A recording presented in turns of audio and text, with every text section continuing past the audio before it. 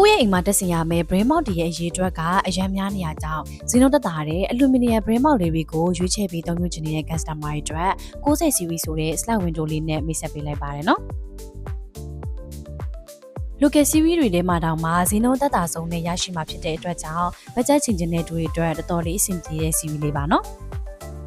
ဈေးနှုန်းတက်တာစွာနဲ့ရရှိနိုင်မယ့် series လေးဆိုပေမဲ့အလူမီနီယံ2ကို 1.2 mm အသုံးပြုပေးထားတာကြောင့်ကိုယ့်ရဲ့အိမ်အတွက်လုံခြုံခိုင်ခန့်မှုရှိစွာအသုံးပြုတက်ဆင်လို့ရပါတယ်။ဒါ့အပြင်မှန်ကိုလည်း5 mm အပြည့်အသုံးပြုပေးထားပါတယ်။နောက်ထပ်အနေနဲ့မှန်ကာလာပြောင်းတာပဲဖြစ်ဖြစ်မှန်ရဲ့ကြန့်ခိုင်အားကိုပုံမကောင်းမွန်စေရန်တန်ပေါင်းမှန်အသုံးပြုတာပဲဖြစ်ဖြစ် customer စိတ်တိုင်းချတိုင်းပြုလုပ်တက်ဆင်လို့ရပါတယ်။ရှောက်လန်း3လမ်းပါဝင်ပြီးချင်းစက်ကလေးပါထည့်သွင်းသက်ဆင်လို့ရတာကြောင့်ကိုယ့်ရဲ့ position မျိုးအတွက်အဆင်ပြေမှုရှိစွာအသုံးပြုလို့ရပါတယ်။ဒါလေးတွေကတော့ဒီ60 slide window series လေးမှာထည့်သွင်းသက်ဆင်ရတဲ့ accessory တစ်ဆက်စာလုံးကိုရိုက်ပြပေးထားဖြစ်ပါတယ်။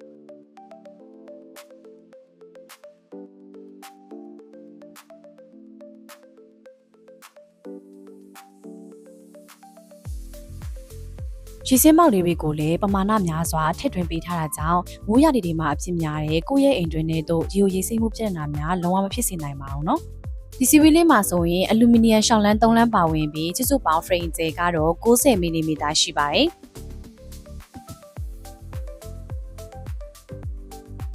ဒီစီဝီလေးမှာဆိုရင် ear lock နဲ့ side lock ဆိုပြီး lock accessory လေး2မျိုးကိုကိုယ်စိတ်တိုင်းကြားရွေးချယ်အသုံးပြုလို့ရပါတယ်